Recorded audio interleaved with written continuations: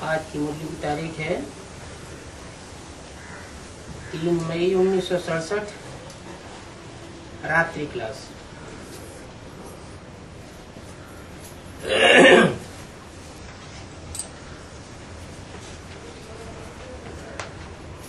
बच्चे पढ़ करके सर्विस में लग जावेंगे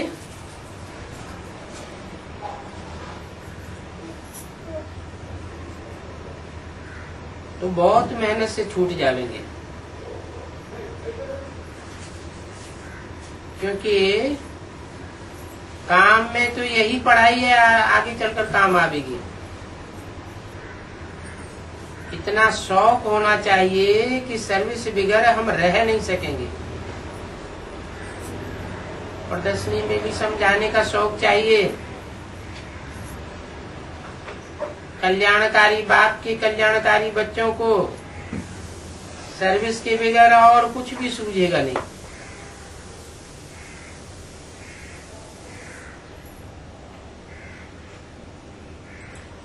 तड़पती रहे तो फिर जिस्मानी सर्विस भी छूट जाएगी। हम आत्मा तो जाती हूँ मंदिर में सर्विस करने के लिए। पुजारी से पूछना चाहिए, यह जिनकी मूर्ति रखी हुई है ये कौन है?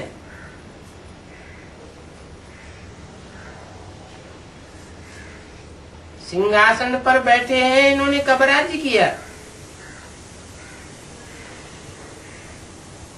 और अभी ये कहाँ है? क्योंकि आत्मा तो अजर अमर अविनाशी है। तो सिंहासन पर जिस मूर्ति को बैठाया हुआ है, इनकी आत्मा कहाँ है? अगर वो पुजारी कुछ भी नहीं बतावे तो बोलो ये तो आपकी अंधश्रद्धा हो गई। ऐसे ऐसे बोल करके उनकी बुद्धि को चक्रित करके फिर समझाना चाहिए। फिर बताओ कि हम जानते हैं कि यह देवी देवताएं कैसे जन्म लेते हैं, पुनर्जन्म में आते हैं, ये भी 84 के चक्र में आते हैं। ऐसी ऐसी सर्विस में जब बच्चे लग जावेंगे तो वह जिस्मानी सर्विस छूट जाएगी। क्योंकि आजकल तो मौत सर पर खड़ा ही रहता है।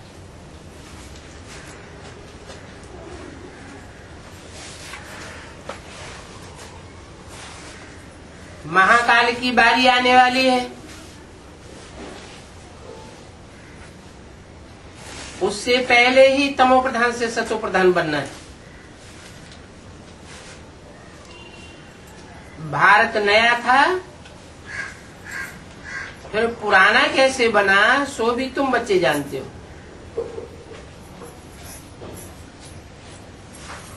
ऐसी ऐसी चिट चैट करेंगे तो और भी 2-5 सुनने के लिए आए जावेंगे। भक्ति मार्ग की जो भी बातें हैं वो भक्ति मार्ग वालों को ही बहुत अच्छी लगती है। तो मैं तो उन बातों से जैसे घृणा आती है। भक्ति से ज्ञान तीखा होता है। तुम सब जानते हो कि वो भक्त तो साहब अंधश्रद्धा है। ज्ञान की पॉइंट्स उनके पास है नहीं। तुम्हारी पॉकेट में कुछ चित्र आदि पड़े हुए हो, जब ऐसी सर्विस की तर्पण होगी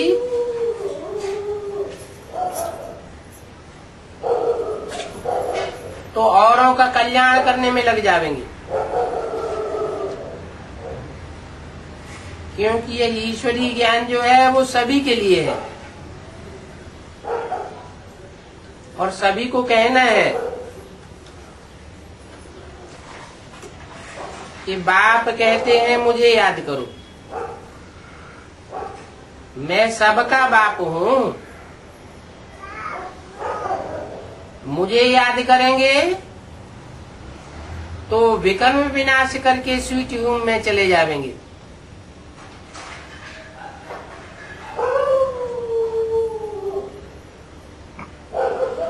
वो आत्मलोक है, आत्माओं का स्वीट होम है, जहां बाप रहते हैं। ऐसे ऐसे अंदर में सर्विस की उछाल आनी चाहिए। कोई बच्चे बाबा से सर्विस के लिए पूछेंगे तो बाबा क्या कहेंगे? बाबा तो रोज सर्विस के लिए बोलते हैं, सर्विस का शौक होना चाहिए। बाप तो आए ही हैं कमाई कराने के लिए, और यह एक जन्म की कमाई नहीं है, ये तो जन्म जन्मांतर के लिए है। बुद्धि में है कि ये जो भी दुनिया में धंधाधोरी आदि हैं वो सब खलास होने वाले हैं। दुनिया का ही विनाश हो जाने वाला है। अभी नई दुनिया की स्थापना हो रही है।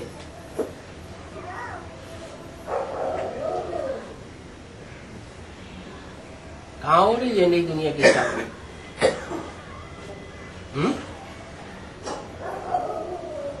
कहीं दिखाई पड़ती है?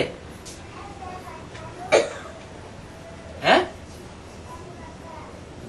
नहीं दिखाई पड़ती तभी तो चुप है। हैं? नई दुनिया की स्थापना हो रही है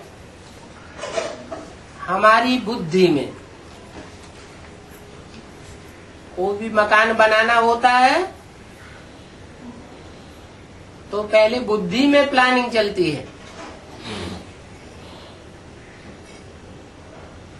कहेंगे हमारी बुद्धि में मकान का नक्शा आ गया, तो कहाँ स्थापना हुई? बुद्धि रूपी क्षेत्र में स्थापना हुई। ये भी गायन है शास्त्रों में कि ब्रह्मा के संकल्पों से सृष्टि रची गई। तो संकल्पों की उत्पत्ति कहाँ से हुई? ब्रह्मा के मनोबुद्धि रूपी क्षेत्र से पहले पहले नई दुनिया की स्थापना की शुरुआत होती है। तो जैसे ब्रह्मा की बुद्धि में होती है, ब्रह्मा के जो बच्चे हैं ब्रह्मा कुमार कुमारी, उनकी बुद्धि में भी नई दुनिया की स्थापना चलती है। इसीलिए ही हमारी शांति धाम और नई दुनिया से प्रीति है, क्योंकि हमारी बुद्धि में बैठा है इस दुनिया का विनाश होगा। पुरानी दुखदायी दुनिया का विनाश होने के बाद सब आत्माएं शांति धाम पहुंचेंगी और नए सिरे नई दुनिया की स्थापना होती है।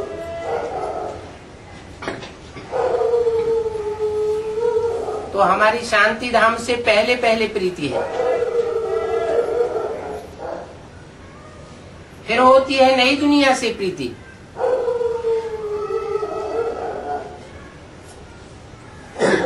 ऐसे क्यों?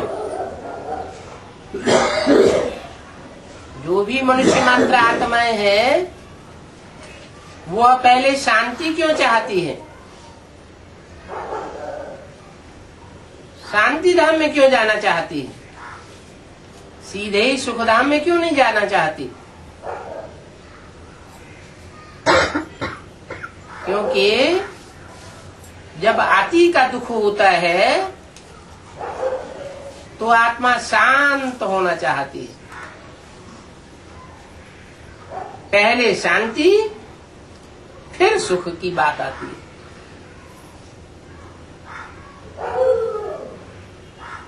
जैसे किसी का सारा घर जल रहा हो, घर में परिवारजनों के तन जल रहे हो,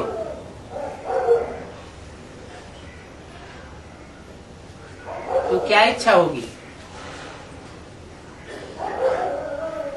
रसगुल्ले खाने की इच्छा होगी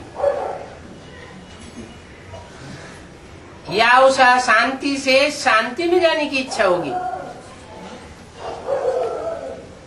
पहले आत्मा शांति चाहती है। ये दुनिया दुखधाम है। दुखों की आग में, विकारों की आग में सारी दुनिया जल रही है। तो सब पहले शांति चाहते हैं। तो हमारी शांति से प्रीति है। फिर जब शांति मिलती है तो सुख की ओर आकर्षण होता है। तो हमारी दोनों दुनिया से प्रीति है। शांति धाम से भी प्रीति है और सुखधाम से भी प्रीति है। और ये है बेहद की बात।